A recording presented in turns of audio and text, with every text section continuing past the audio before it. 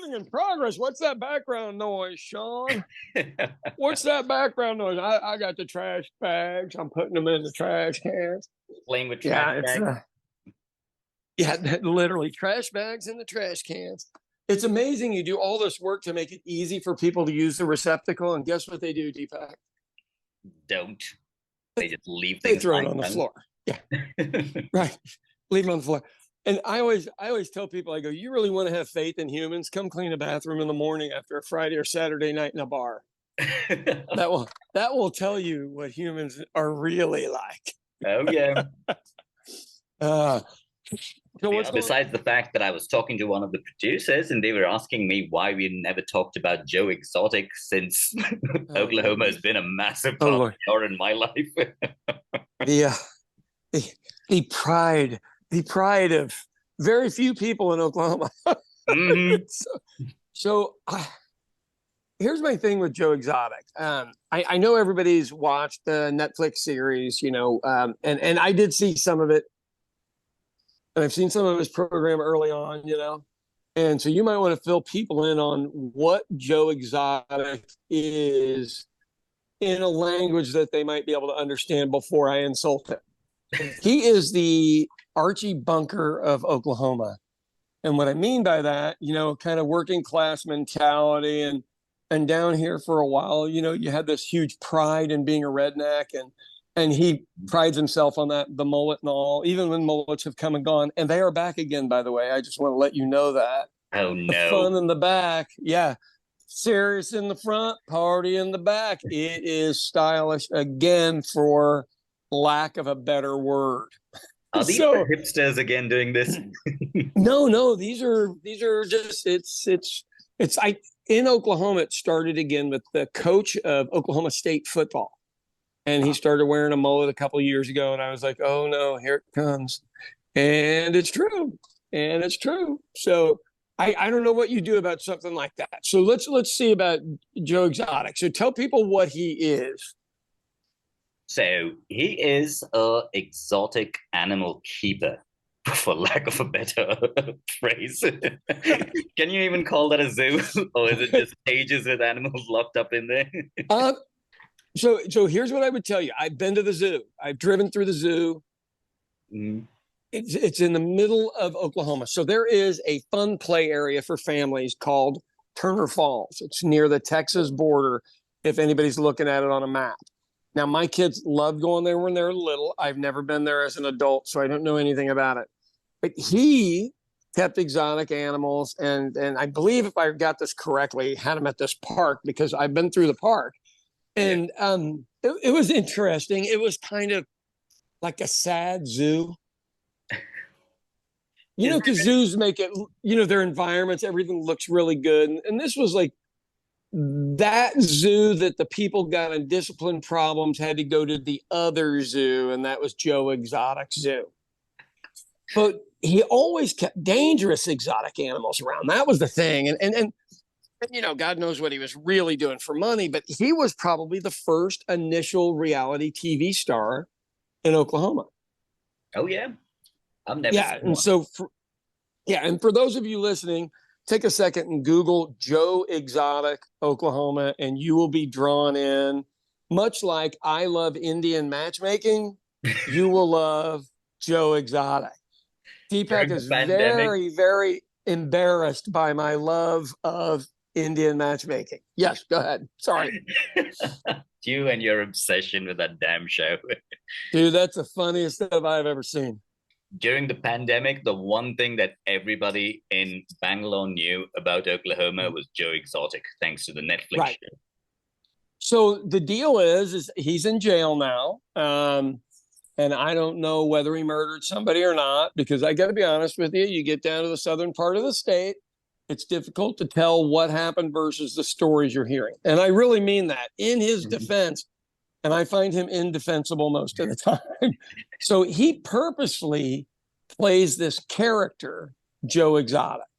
So, and obviously in Oklahoma, he's a gay male, which is, he's got to be a badass, because he's always walked around as a gay male with a 6-shooter on his side, like an old Western gun with a very long barrel. And if you carry that around with you, generally people would assume that you have a small barrel on the other end. I hope most everybody gets the joke. But so he ran for governor when my wife was running for lieutenant governor. Oh, yeah. And he would show up to every political event. I have to be honest with you, still to this day, I believe he ran as a Republican, but I'm not sure because he was at every Democratic event. Mm-hmm. And he would pull up in the shittiest old limousine you have ever seen, like a drug dealer from the 80s, and rolls out of this thing with a mullet and basically a T-shirt and jeans. Mm-hmm. But he could garner attention. Yeah. Just because he was the willing fool. But what he was always trying to do is get his items out in the front. You don't have to run for office to win. You can run for office knowing you get 3 items that you get to talk about every day for a year in front of an audience. Mm-hmm. And that was what his goal was, and to build his brand by saying he ran for governor. Does that make sense? Mm-hmm. Okay, so folks, those of you who don't understand brand building, the best thing you can do is run for higher office and be the crazy person. Because any TV show, everyone's like, oh, shit, Joe Exotic's here. But they wouldn't even invite him to the debates. They were so scared of it. Mm-hmm. But to an element of society, this is so attractive. So attractive because he's the F it all guy. He doesn't care who's in charge. He doesn't give a shit. He's riding around limo. I got my 6-shooter and I got my mullet. And he plays the whole thing to the end. What I would really like to do is to do a deep dive and find out if he was like a private school kid and this is his character, because it happens. Yeah, I would be. And I'm not saying that's the deal with him, but wouldn't that be interesting to do a deep dive on that guy and literally find out his background? So there's money to be made in exotic animals. There is money to be made in exotic. For some reason or another, as a chef, I have been invited to do dinners. They're like, yeah, we want you to make this and this. And I go, yeah, I've never made an antelope before. And if I can't do it well, I don't want to be involved. But for some reason or another, there is a portion of society that's willing to pay huge money to eat anything they've killed. Oh, God. And, you guys find cows sacred. A lot of other religions don't allow the mixture of dairy and pork. Jews, no pork with the Muslims. I don't even know what we do with the types of foods that this guy, because one way or another, the animal is going to be used. He's either going to sell it, make some money off of it, or it's going to be processed, for a lack of a better word. Good Lord. It's like watching a moving car crash. That's his life. Oh, it is. Well, the thing is, he got more famous during COVID off of the Netflix series. Yeah. And we've got a couple of Oklahoma series that made it really big there, which makes us all look crazy. I know. Because we kind of are. I love the weirdness of Oklahoma because it suits me. Mm-hmm. I fit into whatever that is. That Scotch Irish, slightly trigger happy, a little bit easier to the draw than most people. And but I don't know if it's a place for calm, cool, collective folks. You know what I mean? Oh yeah. The pensive Mensa Society folks. I don't know what they feel about being here, but it suited me just fine. I'm sorry to say. The weird little pockets. It really, well, you think about it. So we have the defeated tribes here. So the Native American tribes that were moved into Oklahoma, Irish, Scots, both had to deal with the British for, when the British are your next door neighbors, at least they had to sail to go get you guys.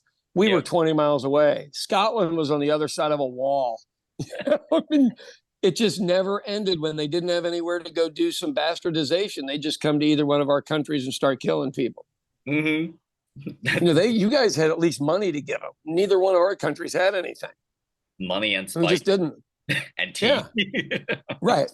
Well, they sold that just like Joe Exotic sells this other stuff. Oh God, yeah. Correct him. Right. So my thing with him is I get his shtick. Mm-hmm. And shtick is just the act that you portray. And when you see American politicians on TV, mostly they're poor actors. They couldn't make it in TV or film, but they want to be the most important person in a room. it's literally mediocre acting. And I'm trying to think of what Trump's favorite guy said. The guy with Nixon tattooed on his back. He said, "Politics are show business for ugly people." What's his name? Do you remember? Roger Stone. That asshole. Yeah. I told you I saw him in Oklahoma once, didn't I? Yes, that he was here making a deal, right? And you were one of the rare people who actually caught him. Did you get to talk to him or no?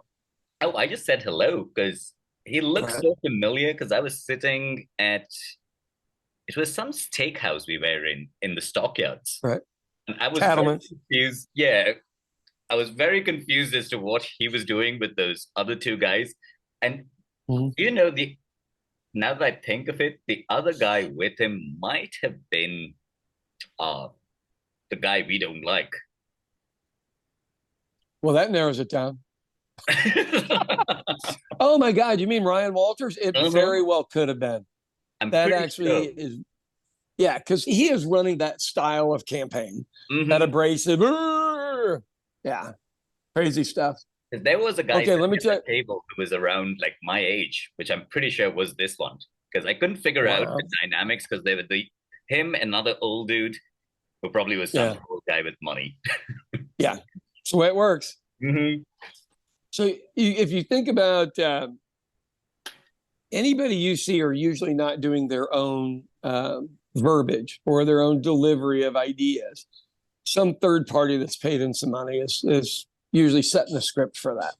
And nobody wants to hear that. But if you go, look, I can go to Kansas, Missouri, Oklahoma, Florida, Alabama, and Mississippi, and the same level of politicians will be saying the same thing. It isn't that they all thought about it at the same time, like making a light bulb or a bicycle or something. They get it delivered in an inbox. Yep. Makes sense. Yeah. It's sad, but that's the deal. You know, when people vote straight party, that's what you get. You know, it's that preformed, like a preformed house. Yeah. Easy to put up, terrible to take down.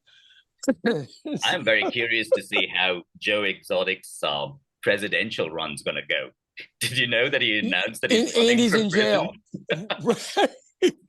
So what we've learned is you can be a convict and be in Congress. They have to do a thing called not seating you. And look, he will. I mean, think about him running for president. He's that put him back in the news. That probably got another couple of 100,000 views on his Netflix deal. And he is making movie deals in prison. I mean, that's impressive. I don't care who you are. That's America right there. That's America.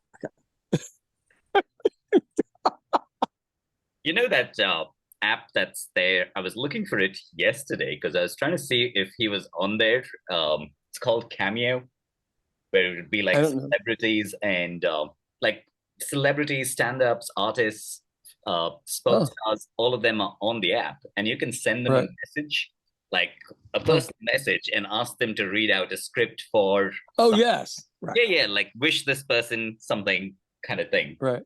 I was trying to see if he was on there. I don't think he is. Wow. I was going to say, couldn't we just do AI for that anymore and not pay for it? You could, but I don't know how the lawsuits work on that. Yeah. Well, we're going to find out over the next 10 years, aren't we? Oh, for sure. Lordy. I didn't I send you a Joe Biden political ad that was all AI? Did you get that? Yeah, that is the best. Show. Yeah, simply the best political ad I've ever seen. And it's all fake. Yeah. And that, man, I'm telling you what, this is going to be a crazy season. So I have a friend of mine not a friend of mine, my college roommate that's running for city council in Prairie Village, which is right outside of a large city called Kansas City. And, you know, I was sitting there going, well, you know, he looked at it and goes, well, if Cummings can win and do this shit, I can do it. And he's running. And I got to talk to him a little bit yesterday, but he's coming in on Wednesday to meet with both Kathy and I on his way down to another state. And so I'll let you know how that's coming along. But he's a super smart guy. He's been in business for 40 years. You know, much more calm than me, predictable, you know. Yeah, so we'll see how that goes. You're encouraging people to join local politics. Well, so what I really, especially if you're from Kansas City. So I had friends that were very smart. As much as people listen to me speak and they go, "Oh, he's smart," and I go, "No, not really." My group of friends were really, really smart, and I never felt like I was the smartest guy in the room. I just always had the most energy and activity and stuff, so probably more interesting in some form. But Yeah. they like this guy, he's smart, but I and we were talking about local government, and I said, dude, it doesn't matter which political side you're on. They just want their roads paved and somebody to quit having their dog shit in their yard. That's local politics. That's what it boils down to. Well, because on races for city council, I've only ever worked on one race that was lost, and the guy lost by 1 point. And he's a guy I do a podcast with here. Okay. One vote. And when people think their vote doesn't matter, you go, yeah, I worked on the election that was lost by one freaking vote. One. Isn't that crazy? I know. I know. That would have been like the rarest thing to ever happen. Oh, and you know, anymore, as much as you hear, you know, obviously we found out from Dominion that none of the stories about election interference were really true. There is some. I won't act like it never exists, because there is. We have a county here that this lady ran and she didn't get one single vote in the entire county on a statewide race. And you go, okay, well, that is obviously wrong. I mean, one idiot's got to show. I know. Like, Right. didn't she vote for herself? Like Right. that. Well, that's the thing. That's how she knew. That's how she knew it was wrong. They had zero, and she had voted for herself. Good Lord. But just to give the excuse, her deal could have gotten kicked out. Maybe the things weren't scribbled in enough. I mean, you know, that's the problem, is everybody can make up an excuse, but there's some validity to that it's possible. But the machines like his, they said, you need to contest it and you need to do this. And he goes, no, I don't. I said, here's how I lost. I did this, this, this. We corrected him. And in the last 2 days of the campaign, he probably should have been out a little more. You know, those are the things you kick yourself for the rest of your life when you lose by one. Yeah. But he's a good guy. Okay, that must be the most disappointing thing. How do you bounce back from that? I wouldn't know. So what he did is he met with the mayor the next week. He met with the vice mayor and all this stuff to get put on councils, like for planning commissions and stuff. Okay. And that's, look, you've got your name recognition. Now you need to show everybody you're going to do a little work, and then he'll get elected next time. Yeah, that's what it takes. And most people get butthurt, you know, and they're like, man, they didn't vote for me. Hell with those people. And really, that's not the way to do it. They didn't know you. You know, so they, and that, you remember I asked you that about Indian elections, where you go, how do you know any of the names? And you go, well, you know, first you look for the family name. And if they're generally a decent family, generally you assume the kids are all right, except the Kennedy name in America has been famous, well, you know, ever since the bad day. Yeah. And, but there's a guy named Joe Kennedy running, and he's a nut, anti-vaxxer, all this other stuff. But he's got the world's best name. Well, not the world's best, but the best name you could have in America behind it. But he sounds like an absolute nutbag. Because he is. So he came to town here, and a bunch of people took pictures with him and stuff. And I'm like, you guys have obviously not cross-referenced his name. You know, and you know, I would think the same thing. Like if one of my kids ran, you know, you'd go, okay, well, you get the name recognition, but these are the expectations of the voting population. You know, that's me rotating my bread. Is that the Italian bread or the soda bread? That's the soda bread, brown and raisin. So current in your world, sir. Do you do currants or raisins in India? We still call it raisins. Oh, really? Okay. Yeah. So why do your British people always, the currants are smaller and they got a little weirder flavor? Yeah, but also aren't currants the ones that are done from the black grapes? Shit, I don't have any idea. We don't really have them. So what people will tell you here is they go, oh, we've got them growing wild all over Oklahoma. They're just too hard to harvest. And I've never seen any here ever. So I'm not sure we're talking about the same thing. So I do not know. Black currant syrup always tastes kind of like a date to me. Yeah. It is crazy stuff. Probably not in the same family for sure. Right. Okay, one last thing on Joe Exotic before you go. Mhm. So I'm trying to think. So in his show, he had this young uh, dude that he was happy with. Let's just put it that way. And he's out of the closet gay, so it doesn't matter.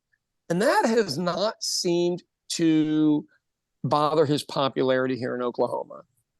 And really and truly, the state is we're called the Bible Belt, Yeah. here in a lot of Southern Baptists, and generally they would not agree with that. But this character of his lets them look beyond that.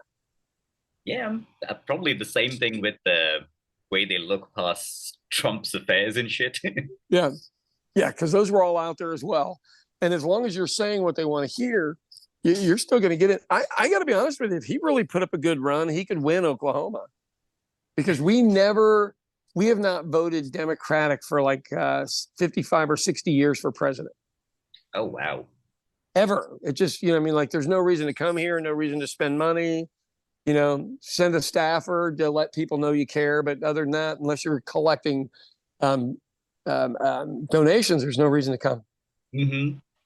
Yeah, isn't that nuts? Yeah, crazy town. So we had a Scottish festival this weekend, and so my company sold beer there, which is wonderful. But an Irish pub at a Scottish festival. But people here, truthfully, and you've lived in England, so you know that Scotland's right above England and Wales is right below on the same island. We're on a different island, and they just kind of embrace the whole thing. Nobody really cares, which is funny. Um, have we ever gone over my weird Scottish history or no? No, we have not. Eh? Okay, so for those, this may be the start of a whole nother episode. So for those of you listening in, every American, for some reason or another, we all want to know our genealogy now. Hundreds of years later, the old country sucked and we came here and we made our stuff. And then there's some nostalgia for the old country, right? And it's nostalgia. So I have an Irish pub and always had heard my mom was very, very, very Irish. Their name is McInerney with a small C. And my dad's family are Cummins. And I didn't think anything of it. We'd always been 100% Irish off the boat and all this stuff.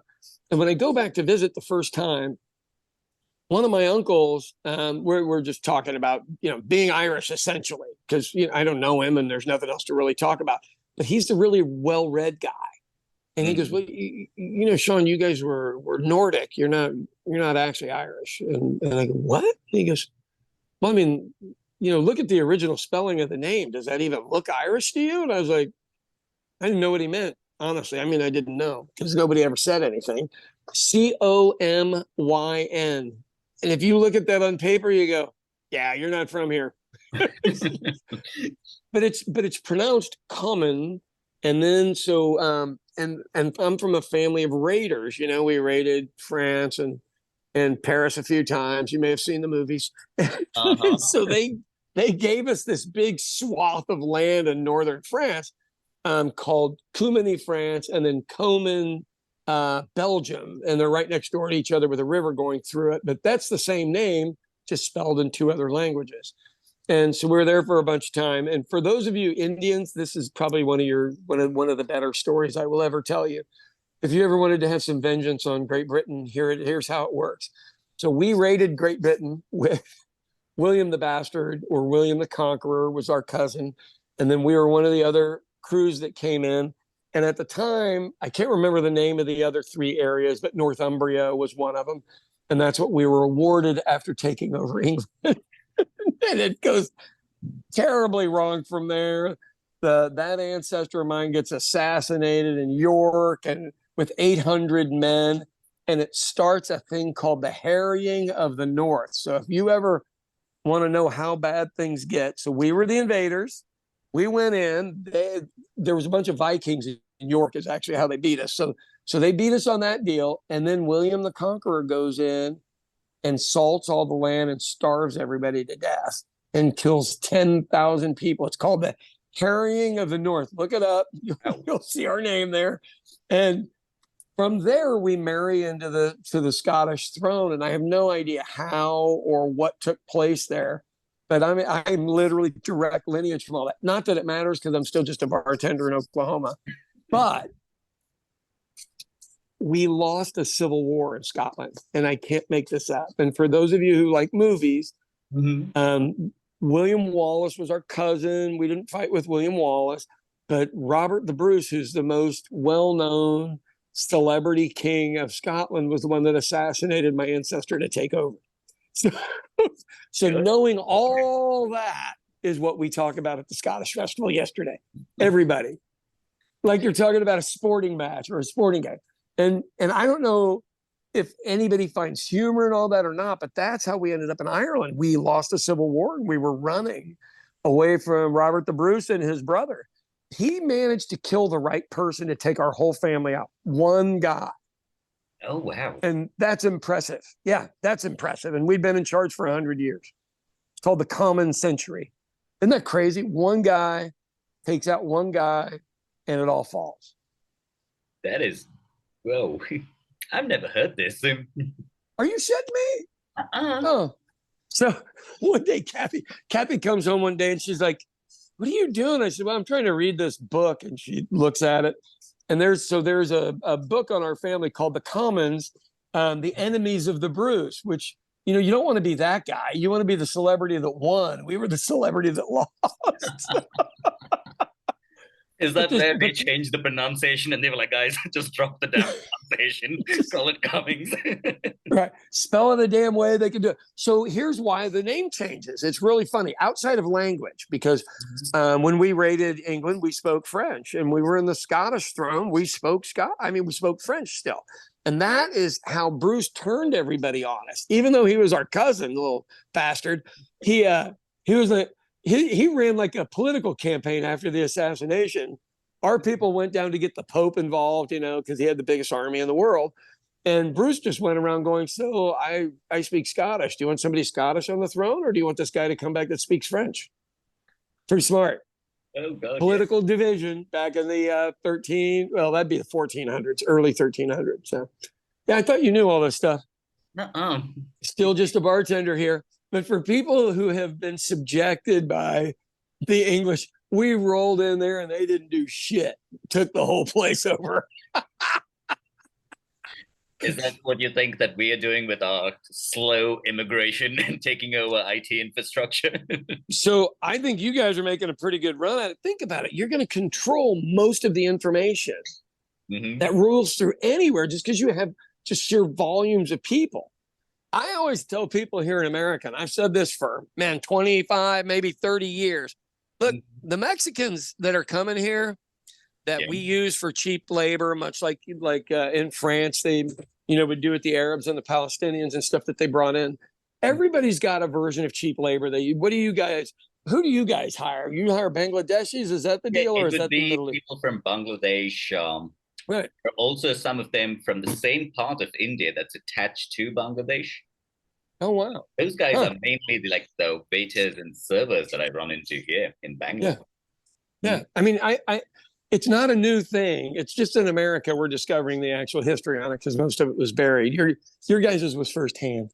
England was still screwing with you guys close enough where it's still an actual talking point because you have ancestors that might have been alive before the trading company left, or pretty close. Oh yeah, they left. We got our independence in 1947.